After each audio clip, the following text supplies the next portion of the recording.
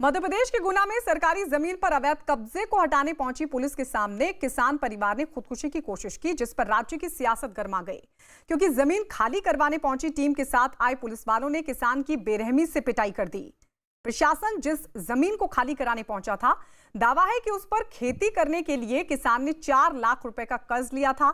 ऐसे में अवैध कब्जा हटाने पहुंचे अधिकारियों ने जब खेतों में खड़ी फसल को कुचलने की कोशिश की तो किसान का गुस्सा फूट पड़ा। कार्रवाई के विरोध में उसने और उसके परिवार के दूसरे लोगों ने फसलों पर छिड़का जाने वाला कीटनाशक पी लिया। इसे पीते ही किसान और उसके परिवार के दूसरे लोग नीचे गिर गए। हंगामा बढ़ने पर पुलिस ने विरोध कर रहे लोगों पर लाठी चार्ज भी किया।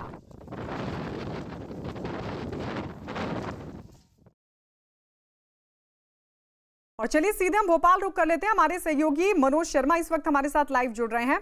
मनोज, सबसे पहले तो ये बताइए कि किसान का परिवार फिलहाल कैसा है, उनकी हालत क्या बनी हुई है?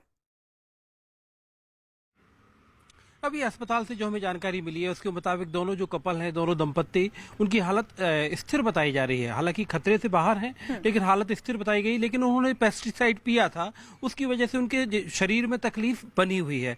बड़ा सवाल यहाँ पर प्रशासन की, सरकार की संजीदगी का है। आपने हटा दिया, आपने आईजी हटा दिया, आपने कलेक्टर हटा दिया, आपने एसपी हटा दिया, लेकिन क्या इस सब के ये सब होने से उसकी तकलीफ दूर हो जाएगी? एक कॉलेज को आपको जमीन देना थी तो कॉलेज को जमीन देने का काम आपने अगर पूरा कानून सम्मत किया था तो उस पर अगर कोई इंक्रोचमेंट था, कोई अतिक्रमण था तो उसे कानूनी तरीके से भी हटाया जा सकता था। और जो तस्वीरें हैं वो इसके खिलाफ सारी बातें दिखा रही हैं कि किस तरह से असंवेदनशीलता तमाम प्रशासन, पुलिस के अफसरों ने वहां पर मौके पर दिखाई। हालांकि अब सबको, सारे लोगों को, एसपी को, कलेक्टर को और आईजी को हटाया गया है। मनोज, थोड़ी देर पहले राहुल गांधी की तरफ से भी एक ट्वीट हुआ, फिर उसको रिट्वीट करते हुए कमलनाथ ने भी सवाल खड़े किए। कल भी हालांकि कमलनाथ ने सवाल खड़े किए थे। ये तो वीडियो सामने आ गया, उसके बाद ये तमाम कार्रवाई हुई है, लेकिन मध्य प्रदेश की सरकार इस पूरे मामले को कितनी गंभीरता से ले रही है? मध्य प्रदेश की सरकार ने, क्योंकि हमारे सूत्रों ने जो जानकारी दी, मध्य प्रदेश की सरकार वही काम करेगी जो उसे कलेक्टर से प्रतिवेदन मिलेगा, कलेक्टर से रिपोर्ट मिलेगा। और शाम तक की जो रिपोर्ट अनऑफिशियली जो हमने कलेक्टर की रिपोर्ट देखी उसके मुताबिक तो कुछ हुआ ही नहीं था, कुछ भी नहीं हुआ था। वीडियो जो वायरल हो रहे थे वो भी शायद ऐसा लग रहा था कि किसी ने टेम्पर करके सारे वीडियो बना दी हो, क्योंकि कलेक्टर शाम तक ये रिपोर्ट दे रहे थे कि कुछ भी नहीं हुआ है, एक छोटी मोटी घटना है जिसकी वजह से यहाँ पर थोड़ा सा लॉ एंड ऑर्डर की सिचुएशन बनी थी और बाकी घटना को गंभीरता से सरकार की तरफ से शाम तक नहीं लिया गया। लेकिन जब कांग्रेस ने इसे चुनाव मुद्दा बनाना शुरू किया और हमको इस बात का, आपको ये 25 सीटों पर मध्य प्रदेश में उपचुनाव होने, तो जाहिर तौर पर जो सत्ताधारी बीजेपी है वो जानती है। मामले को लेकर सियासत भी गर्मा रही है। जब कांग्रेस की तरफ से सवाल उठाए गए उसके बाद सरकार हरकत में, अब इस पूरे मामले को लेकर कितनी गंभीरता सरकार दिखाती है ये देखना होगा। उधर किसान दंपति की सरेआम पिटाई होता देख उनका जो परिवार है वो दहशत में आ गया और उनकी खुदकुशी की कोशिश करते ही परिवार में मातम पसर गया। किसान दंपति के बच्चे वहां मौजूद लोगों से उन्हें बचाने की गुहार लगाते दिखे। हालांकि किसान दंपति की पिटाई के मामले में प्रशासन ने गप्पू पारदी नाम के भू माफिया पर कार्रवाई करने का दावा किया। बताया जा रहा है कि किसान ने जिस सरकारी जमीन पर फसल लगाई थी उस पर इस भू माफिया का पिछले 30 साल से अवैध कब्जा था और उसने इस जमीन को अपनी बताकर किसान को खेती पर किराए पर दे दी थी।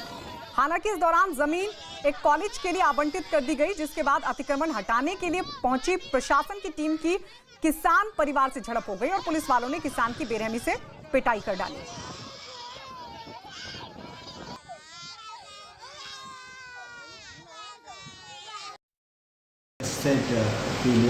तो तुरंत प्रशासन और ये लोग इमीडिएटली उनको कंट्रोल में लिया।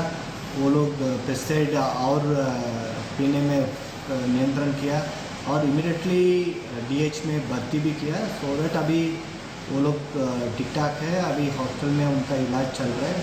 ट्रैवल से हर समय इनका स्वास्थ्य का इम्प्रूवमेंट हो रहा है। वहीं गुना में किसान परिवार की खुदकुशी की कोशिश मामले में किसान की पिटाई का वीडियो वायरल होने के बाद राज्य सरकार भी हरकत में आई।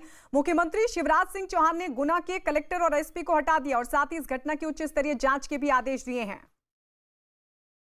तो आपको बता दें, जब वीडियो वायरल हुआ, सवाल खड़े किए गए विरोधी दलों की तरफ से भी, उसके बाद मध्य प्रदेश के मुख्यमंत्री शिवराज सिंह चौहान ने इस पूरे मामले पर गंभीरता का दावा किया और इस मामले में कार्रवाई करते हुए डीएम और एसपी को हटा दिया। जानकारी ये कि आईजी पर भी कार्रवाई की गई है। वहीं गुना में किसान के साथ पुलिस की बर्बरता के मुद्दे पर मध्य प्रदेश की सियासत गरमाने में देरी नहीं लगी। कांग्रेस ने इस मुद्दे पर शिवराज सरकार को घेर लिया। कांग्रेस के नेता राहुल गांधी ने गुना में किसान की पिटाई का वीडियो शेयर करते हुए ट्वीट किया कि हमारी लड़ाई इसी सोच और अन्याय के खिलाफ है। तो यह ट्वीट राहुल गांधी की तरफ से किया गया। आपसे थोड़ी देर पहले उन्होंने यह ट्वीट किया और कहा कि हमारी लड़ाई इसी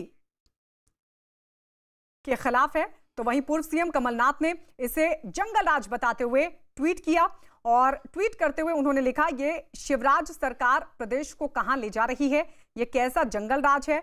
गुना में कैंट थाना क्षेत्र में एक दलित किसान दंपति पर बड़ी संख्या में पुलिसकर्मियों द्वारा इस तरह बर्बरतापूर्ण लाठीचार्ज, इस तरह कानून हाथ में लेकर उसकी पत्नी की, परिजनों की और मासूम बच्चों तक की इतनी बेरहमी से पिटाई, ये कहां का न्याय है।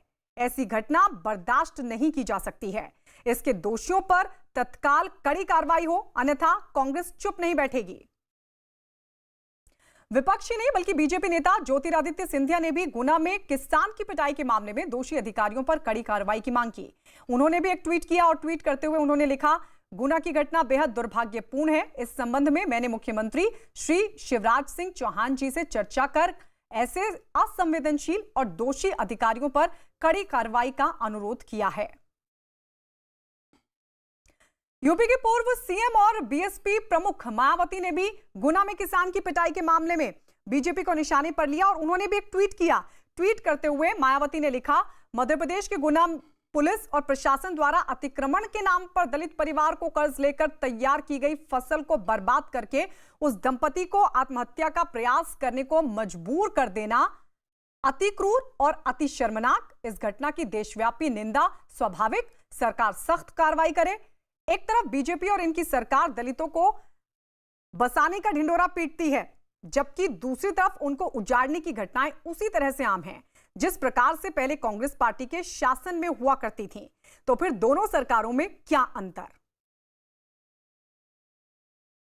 तो वहीं आम आदमी पार्टी के नेता संजय सिंह ने भी किसान परिवार की खुदकुशी की कोशिश पर शिवराज सरकार को निशाने पर लिया और उन्होंने भी किया एक ट्वीट, लिखा, मुझे खेती करने दीजिए या जहर दे दीजिए। ये कहना ये उस दलित किसान का जिसको शिवराज सरकार ने जहर पीने पर मजबूर कर दिया। रोते बिलखते बच्चों को भी बर्बरतापूर्वक पीटा।